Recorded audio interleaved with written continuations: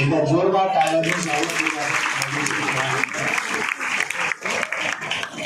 गेल्या वर्षी झालेल्या परीक्षेमध्ये 710 मार्क्स मिळून ऑल इंडिया रँक 38 ना 38 रँक आणि महाराष्ट्रामध्ये 6th रँक. तर पेपर सोडवताना काय काळजी घ्यायला पाहिजे त्या संदर्भात आज एक आपण एक छोटंसं सेमिनार यांचं ठेवतोय.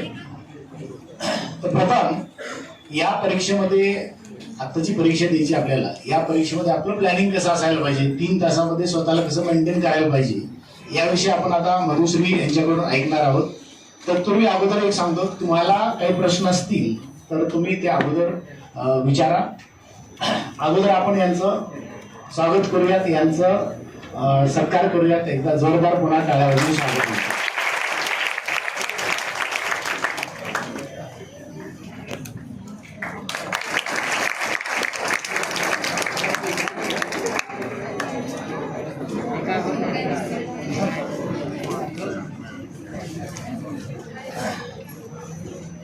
पहिलं परीक्षा संदर्भामध्ये काही महत्वाच्या सूचना आहेत, त्या टिप्स देतील अगोदर आणि नंतर प्रश्न उत्तर लगेच सुरू होतील. मधुश्री. पेपर सॉल्व्ह करतानाच्या टिप्स म्हणलं तर पहिले ते टाइम मॅनेजमेंट ठरवून जा की तुम्हाला पहिले काय सॉल्व्ह करायचंय. तुम्ही जर काय नंतर बबलिंग करत असाल तर ते पण तुम्हाला टाइम ऍडजस्ट होईल याच्यानुसार करा. टाइम नाही भेटला तर काही क्वेश्चन्स नंतर रिवाइज करायला ठेवून द्या, त्यावर जास्त टाइम देऊ नका. आणि काही नाही, मतलब तुम्ही जे पहिल्यापासून जो पॅटर्न फॉलो करता पेपर सॉल्विंगचा तोच ठेवा, एंडला असं चेंज करू नका. हा, तुम्हाला काही परीक्षा संदर्भात आता तुमचे जे प्रश्न आहेत त्या प्रश्नावर एक्झॅक्टली चर्चा करूयात आपण. कारण एखाद्या वक्त्याने बोलणं, त्यांना जे माहिती आहे त्यापेक्षा तुमचे जे प्रश्न आहेत त्यासाठी क्वेश्चन आन्सर सेशन ठेवलेले आहे. त्यामुळे जे तुम्हाला डाऊट्स आहेत, परीक्षेविषयी मनामध्ये प्रश्न आहेत ते प्रश्न उभं राहून विचारा, किंवा मग ते पेपर दिले ते पेपर इकडे पुढे पाठवा, तांदळ सरांकडे पुढे पाठवा, किंवा उभं राहून विचारा तुम्हाला जे डाऊट्स आहेत.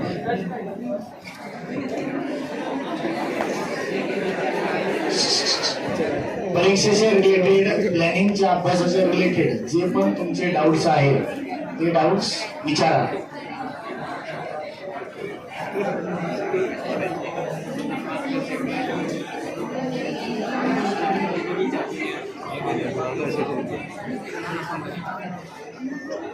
फिजिक्सची स्टडी करताना कशी स्ट्रॅटेजी वापरली.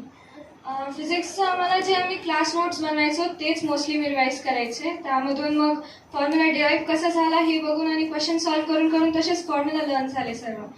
आणि बस. आणि NCERT पण एंडला वाचली होती, मतलब बोर्डचं प्रिपरेशन करावं तर लागलं होतं थोडंफार, एक्झाम्स नव्हती झाली तरी पण.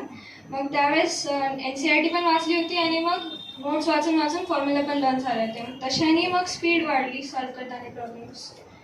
आणि फिजिक्सचा लास्टला कसा स्टडी कव्हर केला.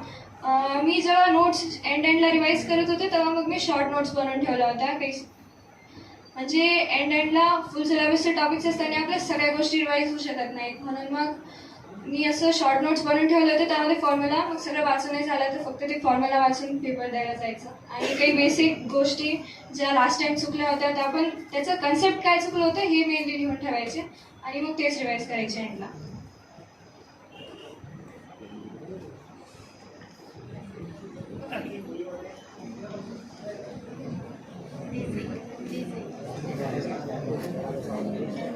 काही प्रश्न असतील ना आपल्याला. 20 मिनिटात सेशन आहे, कारण तुमची परीक्षा याच्यानंतर 12:30 पर्यंत आपल्याला एंड करायचं आहे. तर आपले प्रश्न पटकन पुढे पाठवा.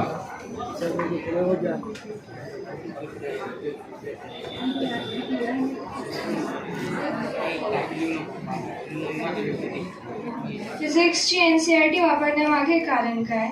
कारण सर्व क्वेश्चन्स न्यूमेरिकल्स टाईपचे नसतात. काही NCERTच्या थेअरीवर बेस्ड पण direct line to line questions असतात. मग त्यासाठी NCERT तर वाचावंच लागते. त्यामधून कन्सेप्ट क्लॅरिटी पण होती काही गोष्टींची चांगली, म्हणून मग मेनली मी 12ची NCERT वापरली होती. फिजिक्समध्ये काही क्वेश्चन्स ड्रॉप केलेले असतात, ही प्लॅनिंग बरोबर आहेत का. क्वेश्चन्स ड्रॉप केलेले असतात की मग मी फर्स्ट अटेम्प्टमध्ये जे सॉल्व्ह होतील तेवढे लगेच टिक करून टाकायचे, बबल पेन करून टाकायचे आणि मग उरलेले क्वेश्चन्स लास्टला सॉल्व्ह करायचे. तोपर्यंत थोडी तरी आयडिया यायची की कसं सॉल्व्ह करायचं असं, मग त्यानुसार होऊन जायचं. आणि फिजिक्ससाठीचे पुस्तक मी DC पांडे सॉल्व्ह केली होती माझ्याकडे, मतलब मेनली DC पांडे, आणि सिंगेज पण होती.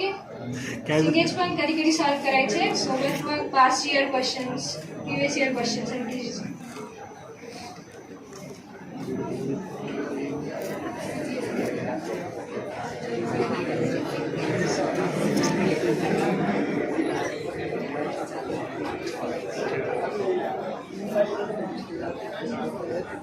एखादा विद्यार्थी 700 मार्क्स घेण्यास पात्र आहे की नाही हा प्रश्न तुम्हाला विचारला गेल्यास तुम्ही काय काय चेक कराल?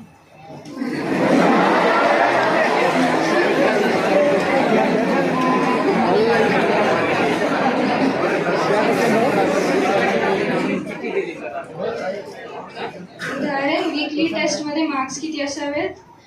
वीकली टेस्ट ते पण ठीक आहे, बट आपलं एंडला जाऊस तर आपले वीकली टेस्टमधले मार्क्स इम्प्रूव्ह व्हायला लागतात. म्हणून मग फायनल जे आपले टेस्टमध्ये मार्क्स पडतात फुल सिलेबसमध्ये ते मॅटर करतात. त्यानंतर 10th पर्यंतचं शैक्षणिक रेकॉर्ड कसा असावा हे जास्त मॅटर नाही करत, कारण वरी खाली होत राहतं. मतलब 10th मध्ये टॉप करून नंतर मग आपण एक पॅटर्न चेंज होतो. आपण 10th पर्यंत थेरी लिहित असतो, नंतर मग आपण MCQs अटेम्प्ट करतो, ते जास्त काही मॅटर नाही करत. आणि सध्याची टोटल किती येत असावी ते डिपेंड करते. तुम्ही जर का 12th स्टार्टिंगला असाल तर मग 600 पर्यंत ठीक आहे. मतलब माझं स्टार्टिंगला 11th जॉईन केल्या 500 स्कोअर असायचा, ते हळूहळू इम्प्रूव्ह होऊन एंडपर्यंत मग मी 670 पर्यंत ॲव्हरेज स्कोअर गेला माझा एंडपर्यंत. अभ्यासाचा अप्रोच कसा असावा? जर का तुम्ही आता एक्झाम देणार असता ह्या संडेला तर मे बी जास्त पेपर सॉल्व्ह करा आणि पेपरमध्ये जे चुकतायत त्याच्यावरून मग तुम्ही ठरवा की हा टॉपिक वीक आहे तर मग मी हा वाचेल, कारण एंडला तुम्ही सगळं रिवाईज नाही करू शकत. म्हणून mग आपण कुठं वीक आहे त्याच्यानुसार हे करा, म्हणून पेपर जास्त सॉल्व्ह करा.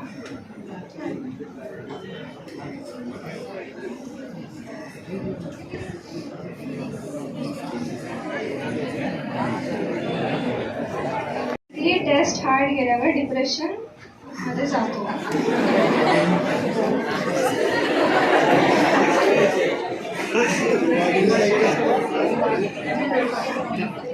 नाही, मतलब वीकली टेस्ट तर दर आठवड्याला होत राहतात, मग दर आठवड्याचं तर आपण टेन्शन नाही घेऊ शकत, जास्त मॅटर नाही करू द्यायचं.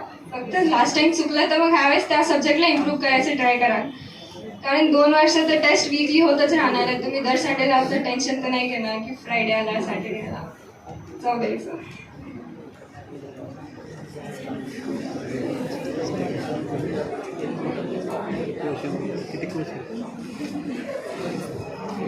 तिन्ही सब्जेक्ट कॉन्स्टंट कसे ठेवायचे? असं नाही मला पाहिजे की एखादी सब्जेक्ट चांगला जातोय तर मग त्याचा जास्त अभ्यास करावा, मग एखादी टॉपिक वीक असला तर त्यावर पण जास्त फोकस करावा. असं मला फिजिक्स आवडायचं तर मग ते घेऊन जायचं. मला मेनली बायोमध्ये थोडासा प्रॉब्लेम वाटायचा, मग मी त्याला पण टाईम द्यायचे. सगळ्यांना इक्वली मॅनेज करायचे. आता टेस्टमध्ये एखाद्या वेळेस जर का फिजिक्समध्ये कमी आले तर मग नेक्स्ट टाइम फिजिक्सचा जास्त अभ्यास करून त्याला इम्प्रूव्ह करायचं. तसंच मग कॉन्स्टंट ठेवायचं.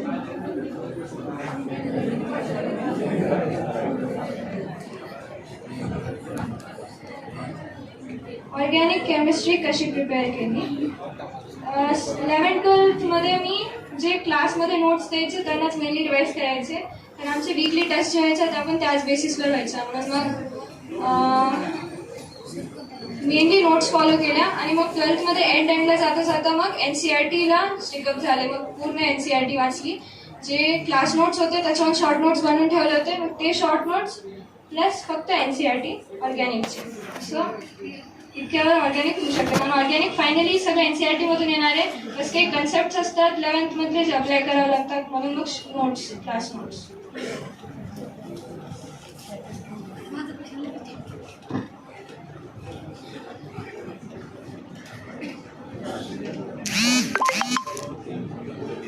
केमिस्ट्रीसाठी कोणतं बुक वापरलं होतं? केमिस्ट्रीसाठी मी फिजिकल केमिस्ट्रीसाठी बालाजी पब्लिकेशन्सचं बुक घेतलं होतं आणि बाकी 2 सब्जेक्टसाठी पण बालाजी घेतलं होतं, पण ते जास्त काही रेफर नाही केलं. मेनली क्लासवर्क्स आणि NCERTवरच. फिजिकलसाठी बालाजी पब्लिकेशन्सचा वापर होतो. फिजिक्सचे मार्क्स कसे इम्प्रूव्ह केले? मला मेनली ऑर्गॅनिक केमिस्ट्रीमध्ये मतलब माझे मार्क्स केमिस्ट्रीमध्ये फ्लक्च्युएट झाले तरी मेनली ऑर्गॅनिकमध्ये व्हायचे. मग त्यासाठी मग मी नोट्स जास्त रिवाईज करायचे. त्यामध्ये छोट्या छोट्या गोष्टी असायच्या त्या मिस होऊन जायच्या. मग त्याच्यावर जास्त फोकस करायचे. ते करून मग क्लास नोट्स पण चांगले रिवाईज केले.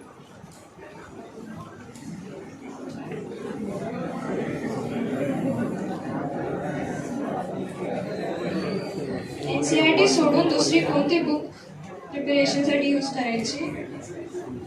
बस फिजिक्ससाठी मी DC पांडे केली होती, केमिस्ट्रीसाठी बालाजी पब्लिकेशन्स आणि बायोसाठी मी जास्त काही नाही. क्लासमध्ये जे असाइनमेंट्स द्यायचे ते बेसिसवर आणि एंडला MTG figure tips.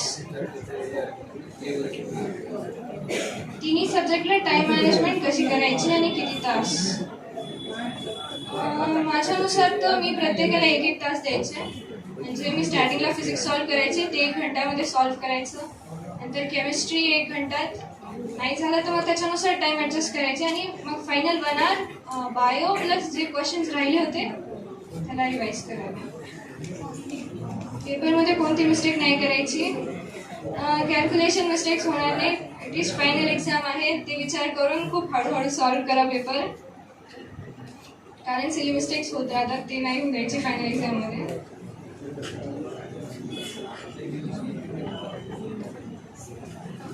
Elimination method वापरायची का नाही बायोमध्ये? डिपेंड करतं. थोडाफार क्लू असला तर मतलब बिलकुलच क्लू नसला क्वेश्चनबद्दल तर ते डायरेक्ट लीव करून टाकायचं. आणि एलिमिनेशन मेथड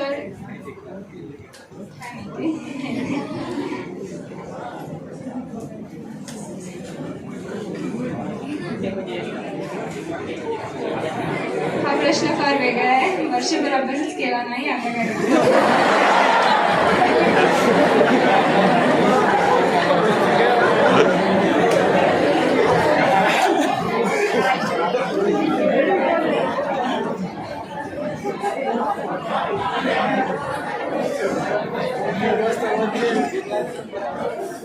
लास्ट वीकमध्ये प्रत्येक सब्जेक्टची रिव्हिजन कशी करायची?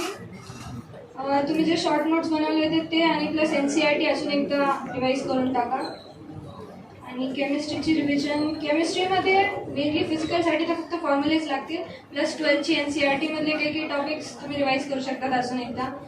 सॉलिड स्टेट आणि अजून हे चॅप्टर्स आहेत, त्यामधून थेरीमधून पण येऊ शकतात क्वेश्चन्स. आणि ऑर्गॅनिक इनऑर्गॅनिक तर कम्प्लिटली NCERT. फिजिक्स पण फॉर्म्युले रिवाईज करून टाकायचे आणि बायो बायोचे MCQ सोडवणे किंवा रिव्हिजन करणे यापैकी एक सांग. MCQ सोडवणं जास्त चांगलं राहील, कारण MCQ सोडवल्यावर समजतं आपल्याला की हा छोटासा पॉईंट आपला चुकला होता किंवा आपण त्याला कधी नोटीस नाही केलं. पण MCQ सोडवणं चांगलं राहील, कारण MCQला बायोला विदाउट MCQs ही चांगले मार्क्स येतात. हां, ते येऊ शकतात, पण MCQ सोडवल्यावर पण तुम्हाला अजून चांगलं प्रेसिजन भेटेल. काही क्वेश्चन्स, काही टॉपिक, काही गोष्टी कुठल्या असतील तर.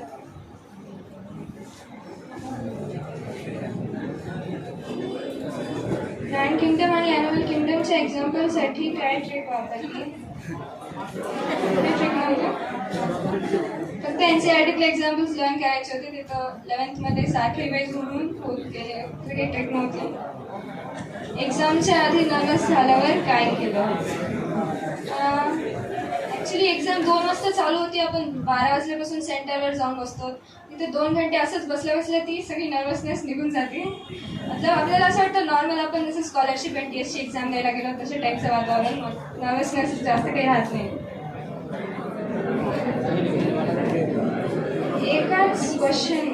एकाच क्वेश्चनवर कन्फ्युजन असल्यास तो सोडून दिला तर चालेल? हां, चालेल.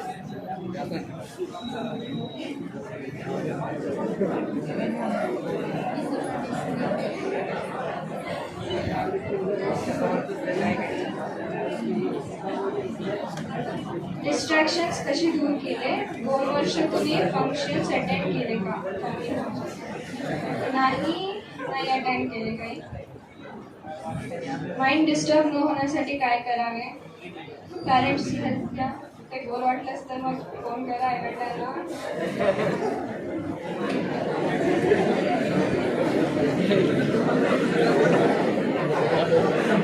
एक्सपिरियन्स ॲट एम्स टिल नाव.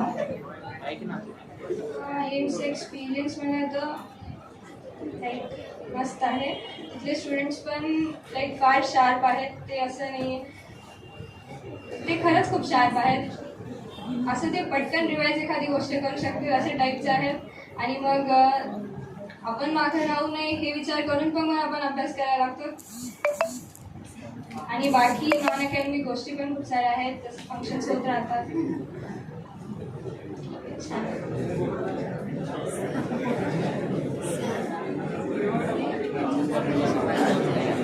विद्यार्थी वतीने मी 3 प्रश्न विचारतोय. एक, आता 8 दिवसाचा वेळ राहिलाय, तर लास्ट माझं मॅथ नव्हतं. या वेळेमध्ये ऐका, फिजिक्ससाठी 2 महत्वाच्या टिप्स द्या, केमिस्ट्रीसाठी 2 महत्वाच्या टिप्स आणि बायोलॉजीसाठी 2 महत्वाच्या टिप्स. आणि हे झाल्यानंतर दुसरा प्रश्न आहे तो, परीक्षेचं अवघड कुठलं सोडवावं, डार्क कसं करावं आणि स्वतःचं स्टॅबिलिटी कशी. कारण सर्वात महत्वाचं तर तयारी तर चांगली केली आहे, तयारी चांगली केली, पण आता थोडी भीती वाटते जरा, बरोबर.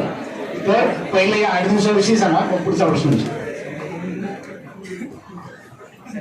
फिजिक्ससाठी 2 टिप्स म्हणलं तर कॅल्क्युलेशन मिस्टेक्स होणार नाही इतकं लक्ष द्या. फायनल पेपरमध्ये फॉर्म्युलेज लर्न करून टाका एकदम.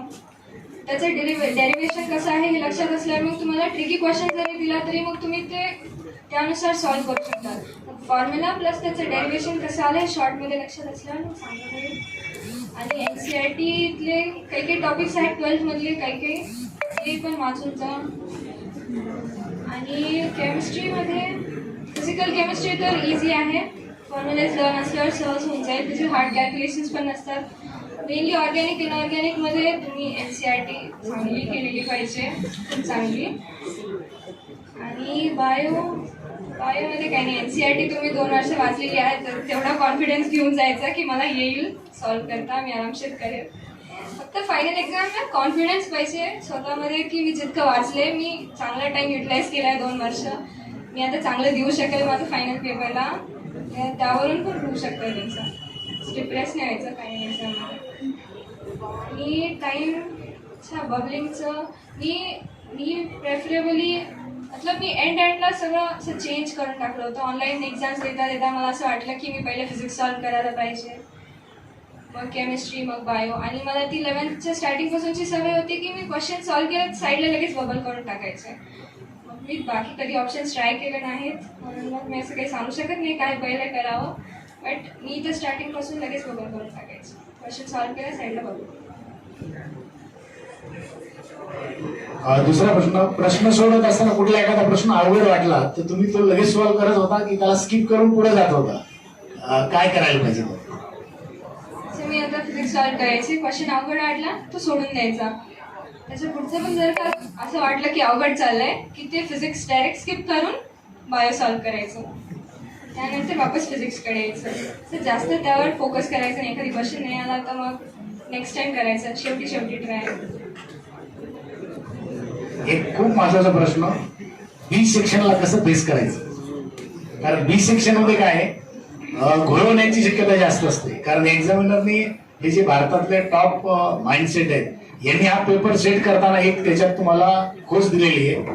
15 प्रश्न दिले, त्यापैकी सोडवायचे किती तुम्हाला? 10 क्वेश्चन. इथं 10 प्रश्न तुम्हाला तिथं डिसिजन मेकिंग तुमची कॅपॅसिटी चेक करते. मला वाटतं पहिले 35 प्रश्न जे आहेत हे तुम्ही इन आहेत का आउट आहेत हे डिसाईड करतं. म्हणजे तुम्ही मेडिकलच्या प्रवेश प्रक्रियेत राहणार आहात की नाही राहणार. आणि तुमचा रँक डिसाईड करणार आहेत शेवटचे 15.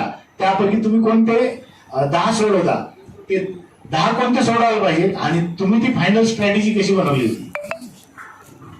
लाईक आमची फायनलला जेव्हा फुल रिव्हिजन टेस्ट व्हायची त्यामध्ये पण माझं असं व्हायचं की ते 10-15 मधले कोणते 10 सोडवायचे होते ते पण माझे 1-2 चुकायचे. मतलब असं व्हायचं की सेक्शन ए मधले एखाद चुकायचं, इकडे 2 चुकून जायचे ऑप्शन्स असताना पण. मग मी फायनल एक्झामला असं केलं की जसं की आता फिजिक्समध्ये 15 क्वेश्चन होते, मी सगळे 15 क्वेश्चन्स बघितलेच नाही. मी असं चालू केलं की मला जे क्वेश्चन्स असं छोटा छोटा दिसतंय, ते की क्वेश्चन्स फार लेंदी असतात, त्याची एक मोठी डायग्राम असते, तसे क्वेश्चन्स डिरेक्टली स्किप केले. जे छोटे मला वाटले त्यानुसार मग मी तेवढेच 10 क्वेश्चन सॉल्व्ह केले. मी फक्त 10 क्वेश्चन सॉल्व्ह केले, 10च क्वेश्चन्स बघितले एक्झाममध्ये, बस जास्त विचार नाही केला. ज्यावर कॉन्फिडन्स आहे तेवढे 10 टिक करून टाकायचे. परीक्षेसाठी महत्वाचं मला वाटतं जे छोटे दिसतात कमी वेळात होतील 15 प्रश्न टच करायची गरजच नाही. कारण काय होतं, कन्फ्युजन वाढण्याची जास्त शक्यता असते. तर हे कन्फ्युजन दूर करायचं असेल तर दिसतात प्रश्न, आता समजा एक प्रश्न सरळ विचारलेला आहे आणि एक प्रश्न विचारले खाली किती स्टेटमेंट बरोबर आहे, अशा प्रश्नाच्या कशाला नादी लागायचं. साधी साधी गोष्ट आहे बघा, हे जनरल इंटेलिजन्सचा प्रश्न आहे.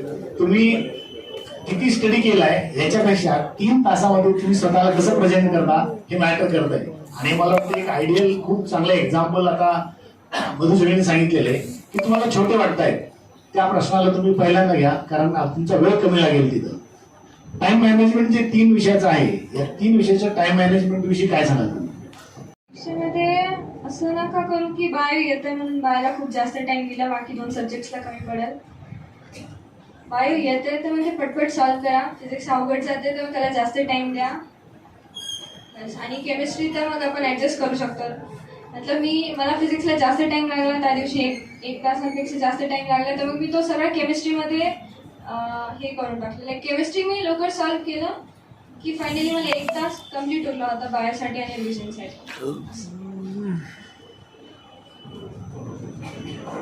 मला वाटतं 1 तासाची, आणि आता तुम्हाला 20 मिनिटं एक्स्ट्रा भेटत आहेत.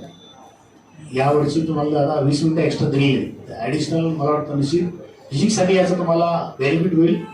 हे तुम्ही कसं वापरता टाइम बघा. तुम्ही तयारी भरपूर केली आहे. आता शेवटच्या ज्या तुम्ही 2-4 एक्झाम, ही नीटची एक्झाम 17 तारखेला देणार आहात, याची आता ही आजच मला 11 तारखेला ही एक्झाम द्यायची आणि या एक्झाम मध्ये मला परफॉर्म करायचंय. मला येतंय पण माझं काहीतरी चुकतंय हे नाही व्हायला पाहिजे. यांचा बायोलॉजीमध्ये एक चुकला आणि फिजिक्समध्ये ते क्वेश्चन खरंच चुकण्यासारखे होते. आणि केमिस्ट्रीमध्ये मला विशेष विचारायचे, केमिस्ट्रीमध्ये एक मोठा चार्ट होता, त्या चार्टवर एक छोटा प्रश्न आला होता. अशा प्रश्नांना तुम्ही कसं फेस केलं? म्हणजे तयारी तुमची तेवढी झाली होती का, काही गेस करावे लागले का, तो तयारीचाच पार्ट आहे? जेव्हा मी फायनलला रिवाईज करत होते तर सॉलिड स्टेट मधला क्वेश्चन होता आय थिंक. मग ते रिव्हिजन करताना मी त्या टेबलकडे असंच चांगलं बघून ठेवलं होतं. शॉर्ट ट्रिक असं पण काही नाही, पण असंच लक्षात राहिलं की ते सेंटेन्स दिलं होतं NCERT मध्ये, ते मला आठवलं आणि मग मी ते बरोबर टिक करून आले. रिव्हिजन मध्ये मी एकदा बघितलं होतं म्हणून मग त्याचा फायदा झाला. पेपर सोडवताना जो तुम्ही काल सांगितलं की सुरुवातीच्या 2 प्रश्नाला कॉन्फिडन्स नव्हता, बॅक नाही केलं, तर नंतर पुन्हा पटकन स्वतःला मॅनेज केलं आणि इतर जर एखादा मागं पुढे झाला असता खालीवर, तुम्ही पेपर बबल करताना चूक नाही होती. मुलांच्या शक्यतो त्या चुका होतात, पण ह्या कशा टाळायच्या? मी जसं सांगितलं, नर्वसनेस ऑलमोस्ट निघून जातो, मतलब काही राहत नाही पेपर देताना. आणि स्वतःवर कॉन्फिडन्स ठेवा फायनलमध्ये की मी केलंय 2-3 वर्ष चांगला अभ्यास केलाय तर, आणि फायनलला बेस्ट द्यायचंय बस. एक्सपेक्टेशन होऊन जातं. स्वतःवर जर विश्वास असेल तर मला वाटतं बिलकुल चिंता करायची गरज नाही. स्वतःवरचा कॉन्फिडन्स हे तुम्हाला तुमच्या इच्छित ठिकाणापर्यंत आणि एम्स पर्यंत नेऊन पोहोचवणार आहे. निश्चित सर्वांनी स्वतःवर विश्वास ठेवा. मुलांना काही प्रश्न विचारायचे कारण की तुमची एक्झाम पण आहे, याच्यानंतर आणखी काही क्वेश्चन विचारायचे असतील तर उदाहरण विचारा डायरेक्ट. आता परीक्षेतला असेल काही, सर्वात महत्वाचा प्रश्न आमचा काय असेल तर भीतीच वाटते. परीक्षेमध्ये आता सांगितलं, तुम्हाला जर असं वाटत असेल तर पॅरेंट्सशी तुम्ही मोकळे बोला, टीचरशी बोला. असं जर केलं तर निश्चित तुम्हाला मोठा बेनिफिट होऊ शकतो. काय प्रश्न आहेत का मुलांच्या मध्ये? मुलींना क्लोज करूयात. ओके, धन्यवाद. तर या राहिलेल्या 2-3 परीक्षा या पद्धतीने तुम्ही अटेंड करा आणि तुमच्या पुढच्या फ्युचर एज्युकेशनसाठी तुम्हाला खूप खूप शुभेच्छा. पण थँक्यू.